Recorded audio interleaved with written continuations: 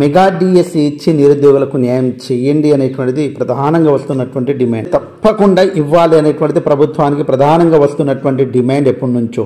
కాబట్టి ఈరోజు పేపర్లో వచ్చినటువంటి యూడైస్ లెక్కల ప్రకారము డిఎస్సిలో 17,000 ఖాళీలు అయితే ఉన్నాయి. అసలు ఈ యూడైస్ అనేటువంటిది ఏందనేటువంటిది పూర్తిగా తెలుసుకోవడానికి ప్రయత్నం అయితే చేద్దాం. వీలైతే తప్పకుండా లైక్ ఇవ్వండి, అదేవిధంగా సబ్స్క్రైబ్ చేసుకోండి. వీలైతే మన యాప్ని కూడా డౌన్లోడ్ చేసుకోవడానికి ప్రయత్నం అయితే చేయండి. మెయిన్గా యూడైస్ అంటే unified district information system for education. ప్రతి పాఠశాల కూడా ఎవ్రీ ఇయర్ ఈ యూడైస్ ఫామ్ను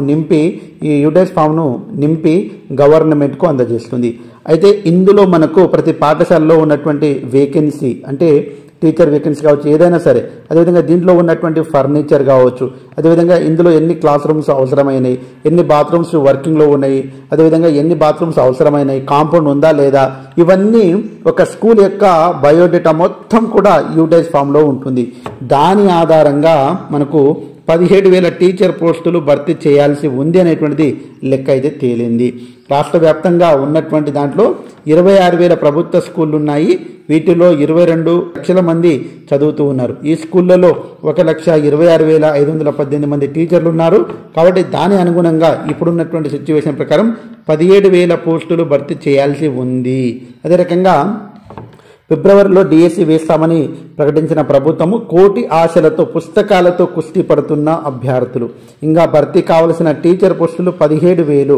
రాష్ట్రంలో ఇప్పటికే 3 లక్షల మంది టెట్ అర్హులు. కాబట్టి ఈ రోజు నుంచే టెట్ ఎగ్జామ్ అనేటువంటి జరుగుతుంది. కాబట్టి తప్పకుండా మెగా డిఎస్సి అనేటువంటిది వెయ్యాలి. ప్రభుత్వానికి మనము తప్పకుండా మన యొక్క డిమాండ్ను తెలియచేయాలి శాంతియుతంగా. కాబట్టి టెట్ ఎగ్జామ్ అయిపోయిన తర్వాత ప్రతి ఎమ్మెల్యే గారికి, ఎంపీ గారికి, ఎమ్మెల్సీ గారికి తప్పకుండా మనము వాళ్ళకు వినతి పత్రాలు ఇచ్చి మెగా డిఎస్సి వైపు ప్రభుత్వం ఆలోచన చేసే విధంగా మనం అందరం కూడా తప్పకుండా పోరాటం అయితే చేయాల్సినటువంటి సందర్భం అయితే ఉంది.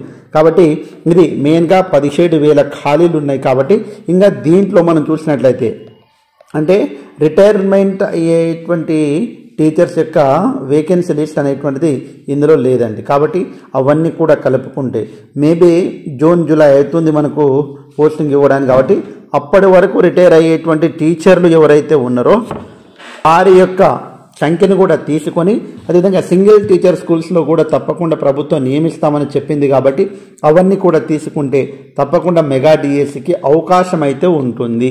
కాబట్టి మొన్నటిదాకా మనం చూసినాం, కొత్త డిఎస్సి నుంచి వచ్చినటువంటి టీచర్లు రావడం వల్ల ప్రభుత్వ స్కూళ్ళలో మన విద్యార్థుల సంఖ్య అనేటువంటిది పెరగడం జరిగింది. కాబట్టి జూన్ జూలైలోనే మనకు అడ్మిషన్స్ జరుగుతాయి. కాబట్టి ఆ టైం వరకు మనకు కొత్త టీచర్లు వస్తే తప్పకుండా విద్యార్థుల సంఖ్య పెరగడము, అదేవిధంగా ప్రభుత్వ స్కూళ్ళలో పూర్వ వైభవం రావడం అనేటువంటిది అవకాశం అయితే ఉంటుంది. కాబట్టి ప్రభుత్వము ఆ వైపుగా ఆలోచన చేయాలని మనమందరం కూడా మనస్ఫూర్తిగా కోరుకుందాము. అదే రకంగా 10 రోజుల పాటు సిబిటి విధానంలో నిర్వహణ. కాబట్టి టెట్ పేపర్లు ఎవరైతే టెట్ ఎగ్జామ్ రాస్తున్నటువంటి ఆస్పిరెంట్స్ ఉన్నారో 100% మీ అందరికీ కూడా కంగ్రాచులేషన్స్ తెలుపుతున్నాను. తప్పకుండా మంచి మార్కులు సాధించాలని, డిఎస్సిలో ఉద్యోగం సాధించాలని బలమైన సంకల్పం దేవుడు మీకు కల్పించాలని మనస్ఫూర్తిగా కోరుకుంటూ, వీలైతే ఎప్పటికప్పుడు మీకైతే అప్డేట్స్ ఇస్తుంటాను. అదేవిధంగా ఫ్రీ క్లాసెస్ కోసము, అదేవిధంగా ఫ్రీ మెటీరియల్ కోసము యాప్ శ్రేణు ఇంగ్లీష్ క్లబ్ అనేటువంటి యాప్ ఉంది. దానికి డౌన్లోడ్ చేసుకుంటారో మనస్ఫూర్తిగా కోరుకుంటూ ముగిస్తున్నాను. Jai Hind. Thanks for watching. All the best. Bye. See you.